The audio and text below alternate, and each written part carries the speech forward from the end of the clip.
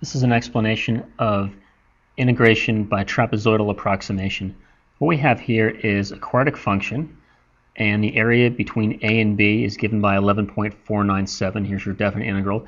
And we will put a trapezoid here, and trapezoid will connect the two y values of the endpoints. So maybe you're used to seeing a trapezoid that's aligned where the bases are horizontal. Here the bases are vertical. These two are parallel lines. So what happens, of course, is we would like to use more trapezoids. So there's if we use 2.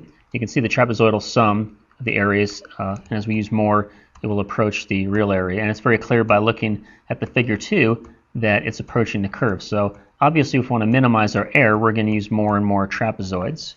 So that's one aspect of error, is to try to use more trapezoids. Another aspect of error is more qualitative, and that's the idea that if you have a concave down section, then if you use a trapezoid which connects these 2 points in a straight line, you'll be underestimating. There's this underestimation. Whereas if you have a concave up section, then your trapezoid is going to overestimate your error. So depending on what your function looks like, whether it's concave down or concave up over your interval, you can tell whether your trapezoidal rule is going to be an overestimation or an underestimation of the real value. Now, as far as developing a formula, let's say we have this function f right here, and we're going to put underneath it 4 trapezoids. And the area of a trapezoid is 1/2 times the height times the sum of the two bases. And so this is n equals 4, so there's 4 subintervals. 1, 2, 3, 4 trapezoids. So we go from a to b. We'll call this x sub 2, x sub 3, x sub 4. So this could be, say, x sub 1, x sub 5. Now, this distance, delta x, is your height of your trapezoid. Because remember, here are your bases. It's aligned vertically instead of a horizontal trapezoid. So we want to find the area of those 4 trapezoids. So the first one, 1/2 times the height times the sum of the two bases, plus the next one, 1/2 times the height times the sum of the two bases, and the third one and the fourth one. So here's our 4 trapezoids. Now, clearly they all have a lot in common, so we can collapse this formula down. We'll factor out 1/2, we'll factor out a delta x, and note that we use b1 and b5 once, but we use everyone in the middle twice. And you can see that if you look at the figure as well. b1 and b5 on the ends we only use once, whereas b2 is in both of these trapezoids, b3 is in both of these, b4 is in both of these, so use it twice. So what happens with the trapezoidal rule is that you have the half out front, and you have your delta x, which is b minus a over n, where you've got a and b, and n is your number of subintervals. So if you want to find this distance here, you take the distance from one end of the interval to the other and divide it by how many. So your delta x is b minus a over n. You use the first base once, you use all the bases in the middle twice, and use the last base once. And as far as the distance from one of these to the next, that is your delta x, which is the same as your b minus a over n. So to go from x1 to x2 or x2 to x3, that is delta x or b minus a over n. Again, with error, if you're concave down, you can see by drawing straight lines here in these trapezoids, you're underestimating. Whereas if you're concave up, you're going to be overestimating. Okay, now some examples. Here we have the integral from 0 to 8 of x to the 1/3 dx, and we'll use n equals 8, so that's 8 trapezoids. So we have 1/2, and then b minus a over n. So going from 0 to 8 in 8 intervals, each one is a width of 1, so delta x is 1. So we have f of 0, we have 2f of 1s, we'll have 2f of 2s, and so on, up until we get to f of 8, we'll have only one of those. And then you really need the calculator to evaluate all of these things. Take the cube root of all these numbers. You have to plug them all into f of x, where f of x is x to the 1/3. And so here's your half times 1 is 0.5. Plugging all those numbers in, you get all this. It's 11.72. Now, incidentally, if you were to only use 4 trapezoids, you would have gotten 11.33.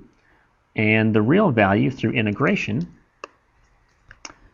turns out to be 12. So you can see as we use more trapezoids, 8 instead of 4, we get closer to the real value.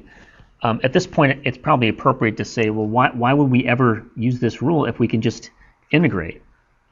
Well, the idea is that there's a lot of functions which are not integrable. We focus on the ones we can integrate, but there's plenty that are not integrable. And secondly, there's a lot of things you want to find the area under of in a real application which do not fit any function at all. And so the idea of placing trapezoids underneath it is a geometric approximation is important. A couple more examples, a few more examples. Here we have 0 to 1, x squared plus 1 dx, n equals 4. So we have a parabola. So it looks like we're going to be overestimating because it's concave up. So this is the exact value. So we integrate fundamental theorem of calculus, and we get 7 over 6. Now using the trapezoidal rule, we've got our half. If we're going from 0 to 1 in 4 steps, then 1/4 is our delta x. We use 1 on the outside. See, one's in the first and last, and then the middle ones we use 2. So 2 times f of a fourth. Each time you go by 1/4, 2f of a half, 2f of 3/4. So this together is 1/8. Then you've got to plug all of these in to your function, get all of these numbers, and comes out to 1.17. Now this is 1.16, and so we did overestimate slightly. This is 1.17. So as we expected, we slightly overestimated. Okay, for this problem, this is the exact value. So here's the u substitution you would use to do this integral. But here's, using fundamental theorem of calculus, here's the exact value, which is approximately 3.393. Now, using the trapezoidal rule, we have our half out front.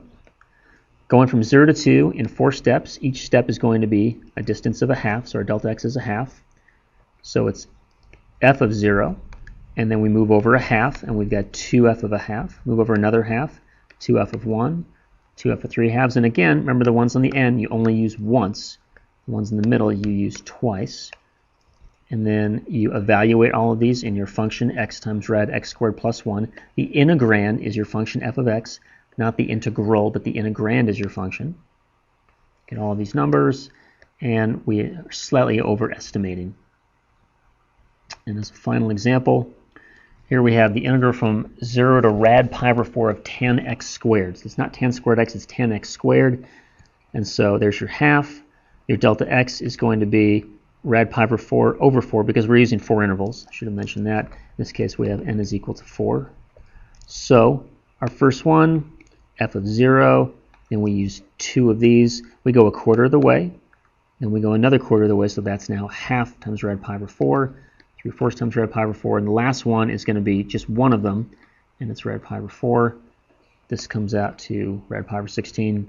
These all go into a calculator, and we end up getting 0.271.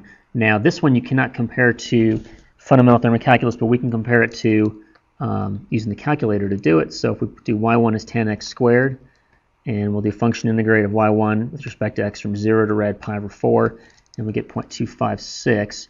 And so our trapezoidal rule was an overestimate, which makes sense because this is concave up. So if you put 4 trapezoids in here, then you're going to be overestimating.